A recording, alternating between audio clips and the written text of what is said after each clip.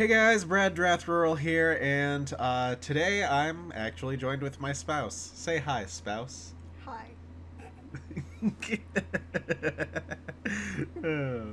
So, this is pretty self-explanatory. You're going to be rating cards. Yay. So, you gotta, you know, figure out if a card is good, bad, or broken. If so, oh yeah, I made you little cards. So, so then, yeah. So, but for the sake of this video, if a card is, good, you know, it doesn't matter if it's good now or if it has been in the past. If it's ever seen competitive play, it's considered good. Bad is if it's never seen competitive play, and broken is if, at any point in the card's history, in the game's history, the card has been banned. So. I think I'm just gonna hand them to you because it looks prettier when you do it. Okay. So, what is your experience with, all TCGs? Not just Yu-Gi-Oh, but, any and all TCGs. I don't have any. That is correct. The only experience she has with TCGs is when we play Unstable Unicorns together, which I affectionately refer to as baby's first Yu-Gi-Oh.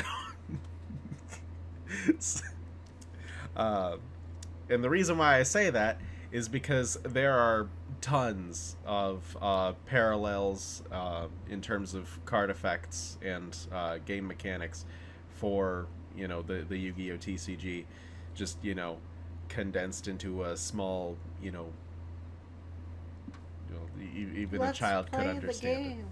So I took the liberty of finding several different cards that have one-to-one comparisons to a Yu-Gi-Oh card. So I'm going to show you an Unstable Unicorn card first, and then show you the Yu-Gi-Oh card that corresponds to it, just so that you can kind of like compare and see, and But anyway, so let's start off with this.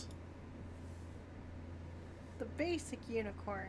The pumpkin spice is the pumpkin spice of life. Yeah. I agree. Yeah. So as you can see, the card type is unicorn parentheses basic, so it's a basic unicorn. Um, this is essentially your normal monster in Yu-Gi-Oh.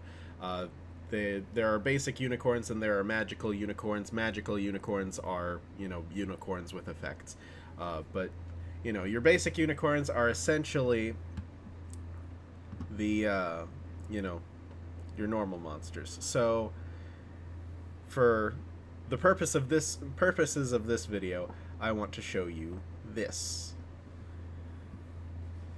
Gem Knight Garnet. The Gem Knight warrior who carries the Garnet soul. His flaming iron fist crashes all enemies. Okay. It says Pyro Normal and it has 4 little stars. Yep. That's its level. Oh, look, we're joined by a cat. I know. I felt her clawing.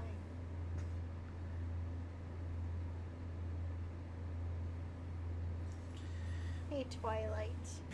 Okay. All right. So, yep. And then, so normal monsters are, just kind of beat sticks with stats. So what do you think of this? I think it's a decent color. I think it looks like a mech type Power Ranger type thing. Power Rangers are pretty good, so I'm gonna say it's a good card. Okay. This card is terrible, but it is considered good for the purposes of this video. The reason why is because, it has seen competitive play. This is what we call a Garnet. Because it's named after Gem Knight Garnet. Basically, a Garnet is what we in the Yu-Gi-Oh community refer to as a normal monster that you don't want to run, you don't want to draw, but you have to run it for the sake of because it's an essential combo piece. You're only running it because you absolutely have to. Nobody likes running normal monsters. Well, why would you put it next to a pumpkin spice monster? Because it's pumpkin spice is basic. It's a basic unicorn, and I went with the most basic of unicorns. You're so mean. I love pumpkin spice. Yeah, but basically, it's the same as in unstable unicorns. You don't necessarily want to play with the basic unicorns, but there are cards that only work with there are good cards that only work with the basic unicorns. And so, just as you play the basic unicorns because you kind of have to, you only run normal monsters because you have to. You almost never run normal monsters, and when you do, like 99% of the time, it's just because it's an essential combo piece. Okay, so on to the next card. Zombie Unicorn. If this card is in your stable at the beginning of your turn, you may discard a unicorn card. If you do, choose a unicorn card from the discard pile and bring it directly into your stable, then immediately skip your end of your turn phase. You're going to pull up Monster Reborn, aren't you? No, I'm not pulling up Monster Reborn, although that it is not neat that you remember Monster Reborn. But anyway, but no, I'm actually going to show you this. I watched Yu-Gi-Oh! Abridged. That's how I know what that is. Zombie Master. Zombie effects. Once per turn, you can send one monster from your hand to the graveyard. Then target one level 4 or lower zombie monster in either the graveyard or special summon that target. This monster must be face up on the field to activate and resolve this effect. That just seems like words to me. Well, okay, so what does the zombie unicorn do? You discard a card and then, you bring back a dead unicorn, right? I'm gonna say that this is a good card. Yeah, it's a good card. I'm gonna say that judged by the little crack addict man on the field there. He's jumping around having a great time, that necromancer. Yeah. But yeah, this is basically good in zombie decks, and sometimes zombies see meta relevancy. It's seen play throughout Yu-Gi-Oh's history, so for the purposes of this video, it's a actually, if there were like a zombie deck that, were meta relevant, this might see play. I'm not sure. It depends. But anyway, so yeah. Alright, next one. Good deal. Oh, I love this card. Draw 3 cards, then discard a card. Yep, and this is a magic. The card type is magic, so, This isn't a unicorn. This is a little magical card that you play. You don't put it in your stable. You play it, and then It's adorable. Yeah, but anyway. The thing that you're about to show me is not as adorable. Kinda. Graceful Charity. Isn't this from Taya's deck? Yeah. Draw 3 cards and discard 2 cards. Now, based on the fact that's from Taya's deck, I'm gonna guess it's a bad card. Because if I remember right, everybody says that she sucks. Don't hate me. Well, that's just the abridged series. What if I told you that in the actual anime, she's undefeated? That's because she only dueled, twice? Yeah, twice. See? I mean, 100% win rate is still a 100% win rate. But anyway, this card is busted as hell. See? No, as in it's broken. It's good. Oh. Yeah, it's this card has been banned since 2007. Oh. Yeah. My bad. I thought it was a busted piece of shit. But yeah, I mean, you're drawing more cards, which is more options, and you know, it's you're it's a 3 for 3, so you're going even in card economy. But what's neat about it is the graveyard setup. In Yu-Gi-Oh, the graveyard is like your second hand, and so you're drawing deep into your deck for more options. Card draw in Yu-Gi-Oh in general is like really hard to come by. It's like way too good.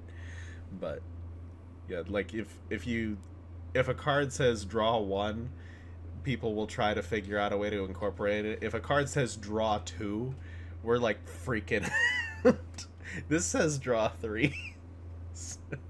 But anyway. Okay. I just think it's funny that you thought it was bad just because Anzu runs it. I don't know what I'm doing. You said that's the whole point. You said the whole point is to not know what I'm doing. Yes, and you're doing a great job.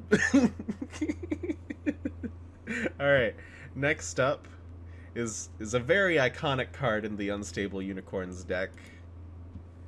Nay. Play this card when any player tries to play a card. Stop that player's card from coming into play and send it into the discard pile instead. Yep. Nay, motherfucker.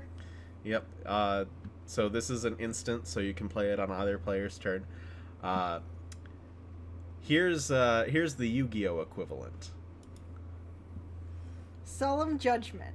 When a monster would be summoned or a spell trap card is activated, play half your life points. Negate the summon or activation, and if you do, destroy that card. You play half your life points for that? Yeah, we pay half our life points for that. Nang is free. Yeah, well, you don't have life points in Unstable Unicorns. The win condition is, the win condition is putting guys in your stable. You know what? I'm just gonna say broken. Why do you say that? What is your reasoning? I don't really have reasoning. I'm just going on a gut feeling. I'm playing the game. Well, your gut feeling is correct. Yay! It's at 3 now. It's perfectly fine at 3 now.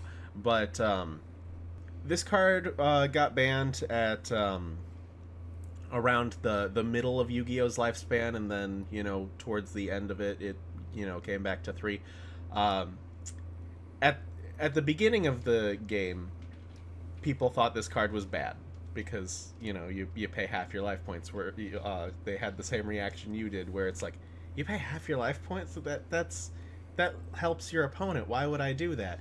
But then people realized, hey, I'm just paying half my life. The only life point that matters is my last one. If I just tell my opponent no, which that's our nickname for this card, is God Says No. But anyway, so Looks more like Moses. yeah, it's left open to interpretation. But anyway, so but yeah, this just shuts down pretty much anything, and half your life points is no problem. In fact, no matter how low you get on life points, you can always pay a half, which makes it debatably better than like a card with a set cost amount. But anyway, so yeah, this was banned in the middle of Yu-Gi-Oh's lifespan. It's perfectly fine now. But it's still a good card now. But yeah, for the purposes of this video, it is broken because it did get banned at some point. On So. second thought, Moses doesn't have enough bitches. So. Well, this is the TCG artwork, so it's censored. The bitches in the back have halos because they're angels. Oh. Yeah. Oh. which is why everybody calls it God Says No. Oh, also this is a counter trap, which means the only thing you can respond to it with is another counter trap. So, yeah. Anyway. Alright, next one.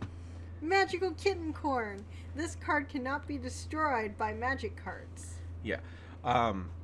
Important thing to note is that the version we have the original version. This is the up-to-date errata version. The original version that we have says it can't be destroyed or affected by magic cards. But so anyway, so I'm gonna show you this. That is not a kitten corn. It's not That meant. is a silent magician level 8. Yeah, it's not meant to be a kitten cord. Spellcaster effect. Cannot be normal summoned set. Must be special summoned by silent magician level 4 and cannot be special summoned by other ways. Unaffected by your opponent's spell effects.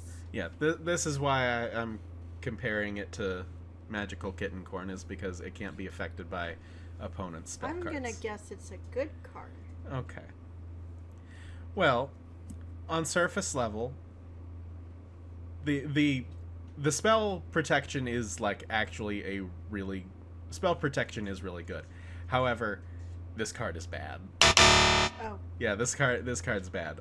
The reason being is because it has to be special summoned by Silent Magician level 4, and it is way too slow and difficult to accomplish that way. And so, yeah, even though the card itself, like, if this were just a tribute summonable monster, it would be alright. But the fact that it has to be special summoned by Silent Magician level 4 makes it bad. I see. Yeah. So, anyway, next up. Twinkie Corn. I'm surprised you can show this. When this card enters your stable, you may search the deck for a Bear Daddy unicorn card. Bear Daddy. Add it to your hand, then shuffle the deck. I'll reread, that way you know. Yeah, no, it's fine. It's fine that you tripped yourself up. But anyway, all right, and then Bear Daddy Unicorn. When this card enters your stable, you may search the deck for Twinkie Corn card, add it to your hand, then shuffle the deck. So you play one, it searches the other. This is basically how it works. Well, yeah, there are a couple, clearly. Yeah. So I'm comparing these two to these three. So here's the first one. Green Gadget. When this card is normal or special summoned, you can add Red Gadget from your deck to your hand. Yep. And then Red Gadget. When this card is normal or special summoned, you can add Yellow Gadget to your deck from the deck to your hands. Yep. And then finally, when this card is normal or special summoned, you can add Green Gadget from your deck to your hands. Yep. So green searches red, searches yellow, searches green. So. Well, see, I'm kind of basing it off the unstable unicorn cards, which failed the last time. Right. Because Magical Kitten Corn rocks. Right. But I'm gonna say it's a good card. Yeah. The gadgets historically have been good since their release in the TCG. OCG actually got it like way before we did. We got it like pretty late. Got them pretty late. But gadgets up until like 2014, like I want to say we got them in like 2006, 2007. Up until like 2014, the gadgets have been like amazing. Like really good, because it's just infinite resources, because you can play 3 copies of an individual card in your deck, so you got 9 monsters that all search each other, and yeah, it's good advantage. Card advantage is good. All right, next one. Extremely Fertile Unicorn. If this card is in your stable at the beginning of your turn, you may discard a card. If you do, bring a baby unicorn card from the nursery directly into your stable. Okay. You have won many a times with that. Yep. Yeah, it's really good in the game. So I'm gonna show you this. Cosmo Dogfighter? Yes. Yeah, the gold lettering makes it a bit more difficult to read. Yeah. Once per turn during the standby phase, you can special summon Dogfighter token, machine type dark level, 6 attack, 2000 defense, 2400. It summons a token. If this card is destroyed, the battle or... By battle or card effect? By battle or card effect. Sorry, the print is really small. Yeah, welcome to Yu-Gi-Oh! Let me see if I can zoom in. You can banish this card from your graveyard. Special summon 1 level 5 or lower Cosmo monster from your deck. Yep. So basically, during the standby phase, you special summon a token. That's why it's like extremely fertile unicorn is because. I'm gonna guess this is a broken card. Okay. All right. Excuse me. Well, I think that cough was a good indicator that that was very wrong. This card is awful. Well, all right. So it's not bad exactly. So Cosmo was a good deck back in the day, but they never ran this, and because the token couldn't really be used for anything at the time because Link Monsters didn't come out yet, and then when Link Monsters did come out, Cosmo wasn't good anymore. On top of that, it happens during the standby phase, which gives you less agency than if you could just do it during your main phase. And then also there are plenty of other Cosmo ships, and all of them are just kind of better options than this. It's pretty small and has no protection, and whereas a lot of the other ships do. So yeah, it's not good. So what you're telling me is that I should have been thinking of Star Wars ships because the little ones suck. Kinda, yeah. So Cosmo, fun fact, is an archetype where it's a combination of Star Wars and the Wizard of Oz. Oh. Yeah, so Dorothy is a combination of Luke, Leia, and Han. The Scarecrow is C-3PO. The Tin Man is R2-D2. The Cowardly Lion is Chewbacca. The Flying Monkeys are Stormtroopers. Do you have any of these cards? Nah, they're, if I do, they're probably in my like trade bulk or whatever. I don't play Cosmo, but Sounds like something you just have around. It sounds pretty cool. yeah, it's a cool deck. It's a cool deck, but yeah. So, so basically the goal of the deck is you've got your pilots, which are the people, and they go into their big ships, and the big ships do stuff, and then when the big ships get removed, they go into smaller things, which can be a smaller ship or a pilot, and yeah. That's how the deck works. So yeah, this ship is kind of one of the worst ships. I mean, it's not a bad ship, but like there are so many better ships. So anyway, all right, moving on. Who wants a frigate when they can have an aircraft carrier? Yeah. Anyway, unicorn swap. Trade a unicorn in your stable for a unicorn in any player's stable. Yep. Oh yeah, you can play with more than 2 people in unstable unicorns, so, it's like Magic that way. Anyway. Creature swap. Each player chooses a monster they control and switches control of those monsters with each other. The monsters cannot change their battle positions for the rest of this turn. Yeah. So you each pick a thing on your own field and then trade with your opponent. Okay. Sorry. Well, I wanted to clarify that you choose what you're giving to your opponent as opposed to whoever's playing this card, is the... Yeah. Okay. Yeah. I'm gonna guess that this is a pretty good card. Yeah. It saw competitive play like back in the day. What you were able to do, there are monsters that get effects when they're destroyed. So you give your opponent one of those. you destroy your own monster, it goes to your graveyard, and then you plus off of that effect, and it's free advantage basically.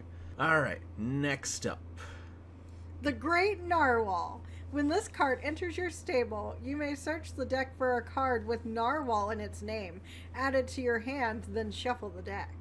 all right, and next, it's Parallel. Elemental Hero Stratos. When this card is normal or special summoned, you can activate one of these effects. Destroy spells or traps on the field to the number of hero monsters you control, except this card. Add one hero monster to your deck from your hand. Yep. To your hand. So, not from your hand. Wow. Yeah.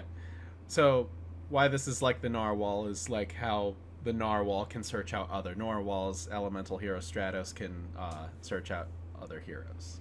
I'm gonna guess this is a bad card. Why do you say that? It's just a hunch. This card is really good. So good, in fact. It's that broken. It got banned for That no was reason. gonna be my other choice. It got banned for pretty much no reason. Like, it was at... Okay, so when it first came out, it was put to 1, like, pretty much immediately. Because it was ahead of its time. Like, this... pretty much every deck has what is essentially a Stratos. This was the first one, which is why we call monsters like this that search other cards in the archetype Stratos-like monsters. This was the first of its time, and it was ahead of its time, and it was put to 1 immediately. And then after a while, it just kind of got banned for no reason. And so, like, there was this whole, movement, I guess you could call it, of people going, like, free Stratos. And so, but yeah.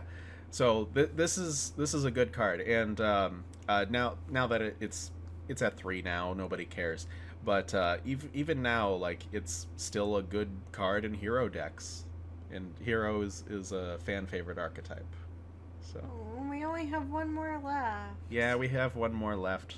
Final one for this video. Okay. Erotic Autoerotic asphyxiation. I'm so sorry, I have an impediment. If this card is in your stable at the beginning of your turn, discard a card. Okay. And I'm going to show you this. Confiscation. Pay 1,000 life points. Look at your opponent's hand, select one card from it, and discard this card. Yeah. So, a few differences from autoerotic asphyxiation. I can't even say it now. Yay. So autoerotic asphyxiation, I'll just call it AE. AE, or no, it's AA. Yeah, it's AA. Double A. Double A is a downgrade card that you put in your opponent's stable, so it stays on the field. Your opponent is forced to discard a card every turn. That's different from this because it's a one and done thing. Anyway. Okay, so I'm gonna guess that this card is good. You're right, it is good. So good, in fact, that it's been banned since 2005. Damn it. So, here's the thing. Any hand rip effect in Yu-Gi-Oh!, no matter how bad it is, there are plenty of cards that are significantly worse than this. This is like one of the 3 best ones, but there are cards that pretty much do the same thing, but significantly worse. Any hand rip card in Yu-Gi-Oh!, like, no matter how bad it is bannable. Like, all of the hand rip cards are banned, and there's so many, and it's just, like, unspoken rule of Yu-Gi-Oh!, you do not touch your opponent's hand. Okay. Because, it takes away options, and especially if as a result you get hand knowledge, because games in Yu-Gi-Oh! Only last for, like, on average 2 to 5 turns, combined between both you and your opponent. So a total of 2 to 5 turns. So you can pretty much guess how like the game is going to play out if you know what is in your opponent's hand, and you can counter. And it so hand knowledge is really good. Hand ripping is really good. You do not ever touch your opponent's hand in Yu-Gi-Oh. So even though this isn't as good as Double A, it's yeah. So yeah, I think you got about half of them right, maybe if. Something like that. You can go through Well, and tally I mean, it up. the score will be at the bottom of the screen. We'll see how you do, but anyway, so glad you had fun, and I have 10 more cards for us to do next video, and then just for comparing unstable unicorn stuff, and then after that, if you guys want to, see her again, if you want to come back, we can do this again after the next video with, and I can try to show you how the game works with this game. It'll be interesting, but I had a lot of fun. I wouldn't mind. Yeah. So, anyway, let me know if you guys want to see her again, and, comment down below what you thought of this whole thing. Get in the comments and bitch about shit. That whole thing. So, but anyway, this was fun, and looking forward to next time. Catch you guys later. Bye. You don't want to say goodbye too? Oh, well, we can do it again. Yeah. Just, Bye. You're gonna leave that in? Yes. Oh, Lord. Yes, I am. Okay. Bye. This is a Twilight. She is a special summon monster. Okay. I don't know. I'm trying here. And I'm dying. Okay. All right.